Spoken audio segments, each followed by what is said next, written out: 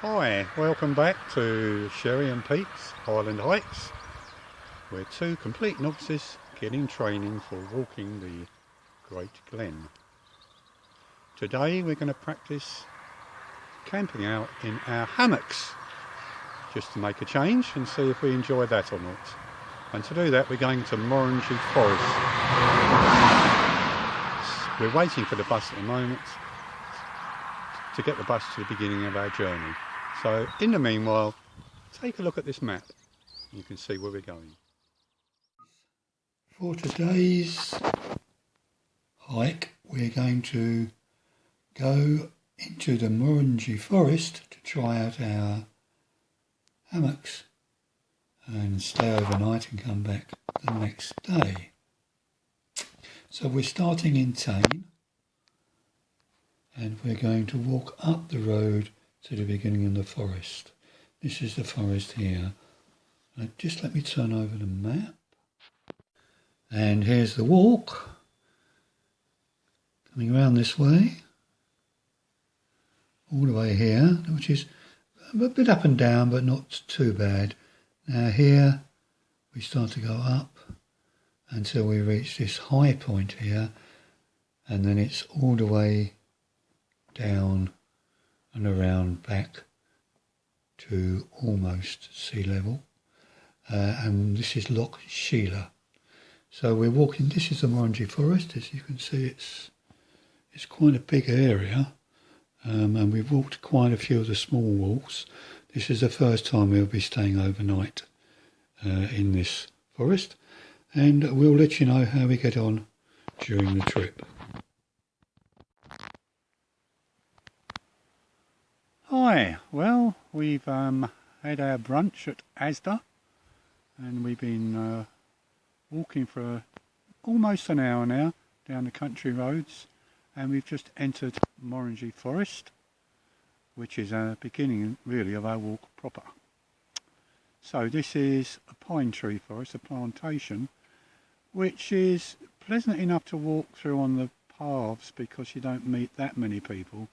But in amongst the trees themselves, it's all dark and dismal, and you don't get much sunlight through, so there's not a lot of plants that grow there. A bit scrubby, and there's not a lot of wildlife really.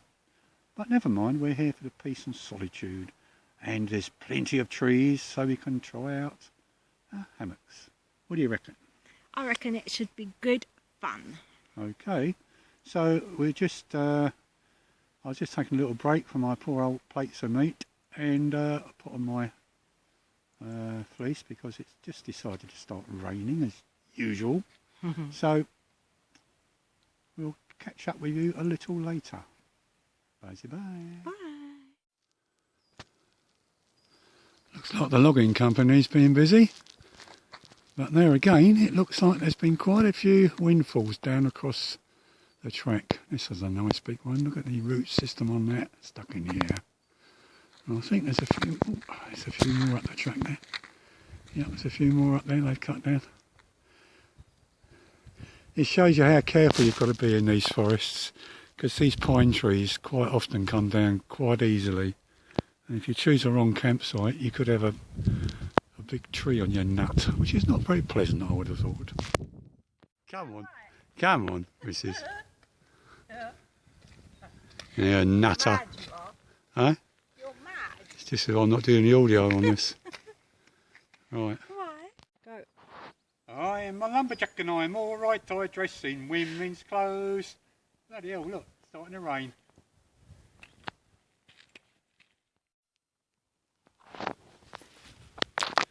Well, we've been walking for a couple of hours now, and we've just stopped for a map check and a cup of tea.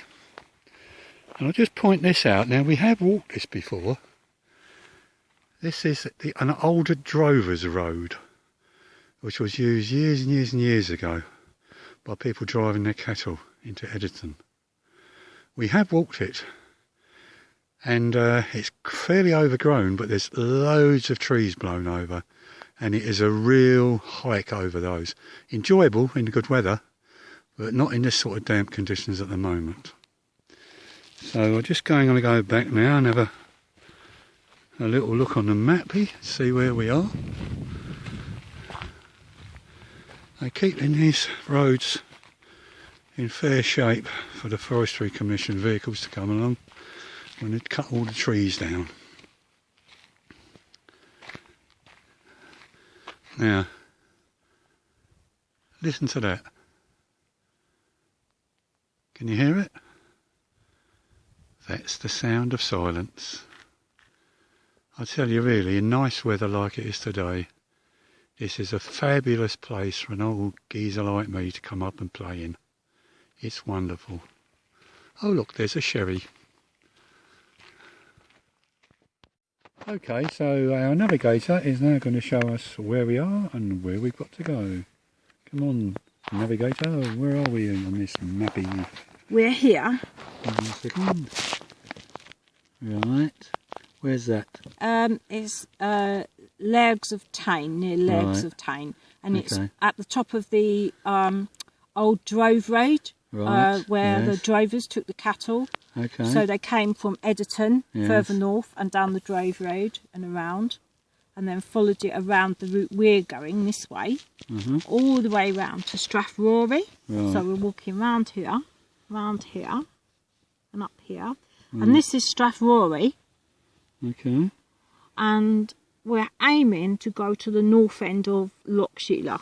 Ross-Shire, right. Yep. So how far are we along the journey now then? We've been walking 2 hours. We're about halfway because we've walked from Tain on the other side of the Right. sheet. So Okay. we've already done about 4 miles or so, and it's about an 8-mile walk. Right. So we're about halfway. Okay. So we should be all right for getting there in a couple of hours' time, maybe Okay. about 6:30. Right. Okay then. Thank you, Mrs. Navigator. Or Ms. Navigator. Dr. Navigator. Oh yes, of course, you've got your PhD. Dr. Navigator. Right. Now here's something rather strange. Look at these weird things here.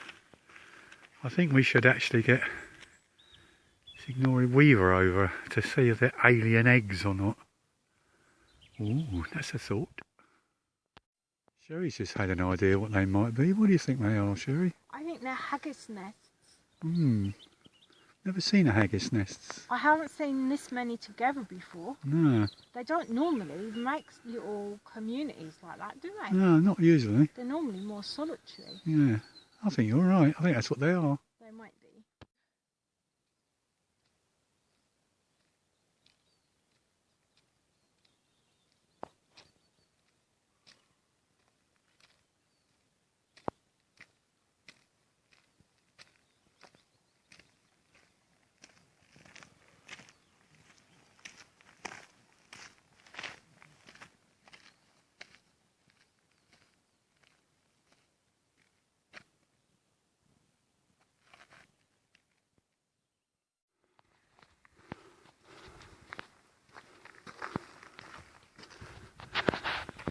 What are you doing, Shell? I've collected some fuel for our stove tonight. Oh, We can have our toast and crumpets. oh, that's nice. That's a good one. Do you think that'll keep going for a little while? I think, fucking hell, look at all them logs.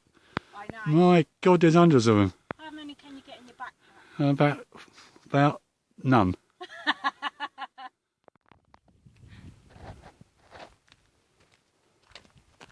You see me? Walk. I am walking. No, you keep stopping. You keep stopping. Stop bossing me. Who's bossing you? You're always bossing me around. Well, you are a tit at times. Fuck off, Fanny. Charming.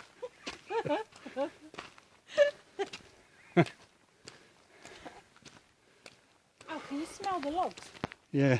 They smell really nice. Right, well, we've been walking for another hour and we've just stopped to have another espresso help us on our way. Just checking where we are on the map. And actually, we're not quite as far as I thought we would be. We are. There. We are here. Yeah, and we've still got that bit to do. And that is Knock and Do something or other. I can't pronounce the last word there. Perhaps someone could tell us how it is pronounced. So we've still got a fair old way to go. We're up to nearly 300 metres in places. And the highest point we were going to traverse is over here at 367 metres. And then it's all downhill. So tomorrow we'll have all that bit to do in the morning, which is lovely thought. Okay. So we're hoping about another hour's walk. And we'll read there.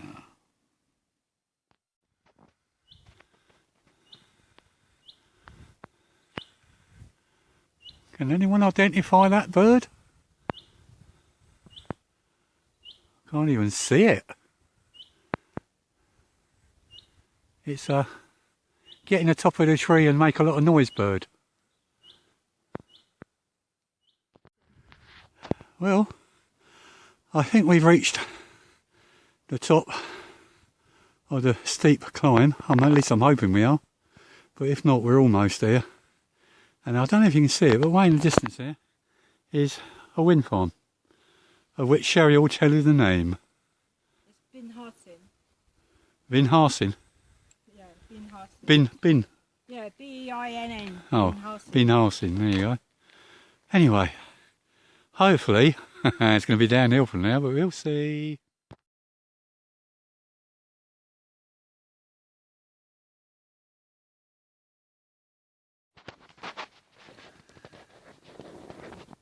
Good morning, it's nearly 7 o'clock, it's a frosty old day and I've got to get up for a pee. Brr. I don't want to, but I have to. Oh well, here we go then. Ooh, it's fresh this morning. I think I might go back to bed for a little while.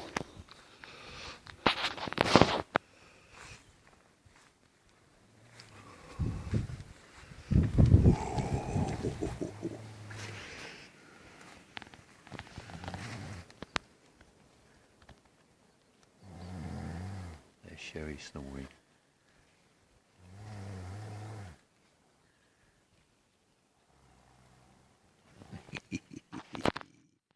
Right, we're just off again, 9:30 in the morning, and guess what? It's snowing! Whee! And we got about a 2-hour walk up a bloody great hill now, so I am not a happy bunny. And up we go!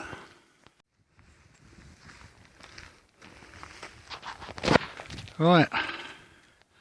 An hour's solid walking and we've reached the top. Bloody hell, that was some climb. Now hopefully it's all downhill, but who knows, time will tell. You ready to go downhill now? Yeah, Peter, now we're at the top of the hill, can I ask you, Yeah. why have you got a tissue stuck up your nose? Because I'm all snotty. Oh no! Yeah, and it just stops all this snot running out. It's a snot bung. It's a snot bung. I thought it was a giant green snot at first. I didn't realise it was tissue. It's a snot bung. Yuck. Huh? Tell me something, Sherry. What? Why is it when you choose a walk and you navigate, on the way out it's always a big uphill climb, and on the way back it's always a big uphill climb? That's not possible though, is it? Well, look at it, look. Yeah, but you didn't just show the downhill bit we just No, did. we didn't. That's a little bit. That's a couple of metres. That was. It's uphill again. Uphill all the way home. It can't be. So we've arrived back at Asda. That was a round trip of how many miles? 23. 23 miles. Oh, I'm knackered. I can just about walk. We've still got 2 miles to do after we get off the bus, because we're having a cup of coffee waiting for our bus now. So, what bit did you like best in the show?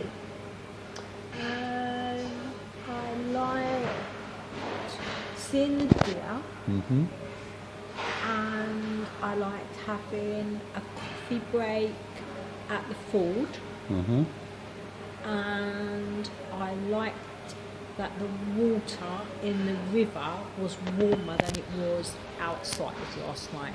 Right. That was good.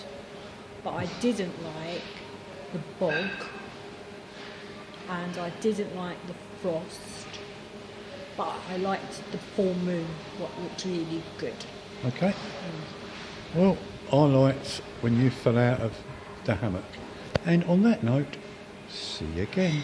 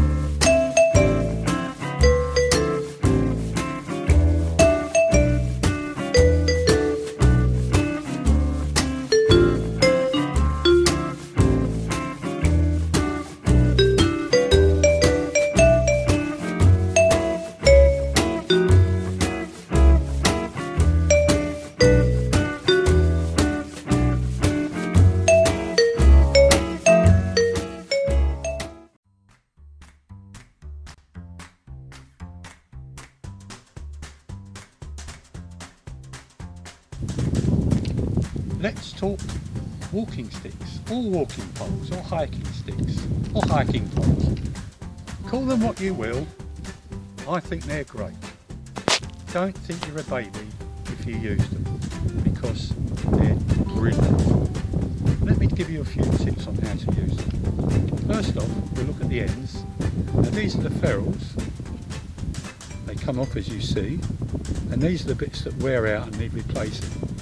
What I found was when I first started using these, if you look at the end here, there's a little hole in there, and in there is a spike. Like, oh well, never mind. There's a spike that comes out the end here. If you put that on top of it, you'll find that it actually wears through the centre, as this one's doing here, very quickly. So I've actually taken mine out. The problem you're left with is you have to keep an eye that you don't wear these down too quickly, otherwise you'll start damaging the pole itself. The other reason for taking them out or keeping them covered is that some treks now ban the use of them because they're finding that they're damaging the trails. Okay, how do we use these things? Well, the first thing you've got to do is set the height to use them at. So if you if you undo them, that's it. Okay, undo it, and we'll set the height. We'll set the height.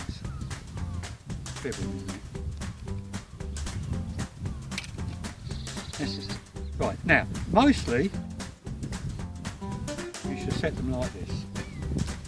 Have your arm at right angle to your body like that, and you set this at that height to the ground, and that's the starting point. Now try it at that, and some people say they prefer it above, some people say they prefer it below.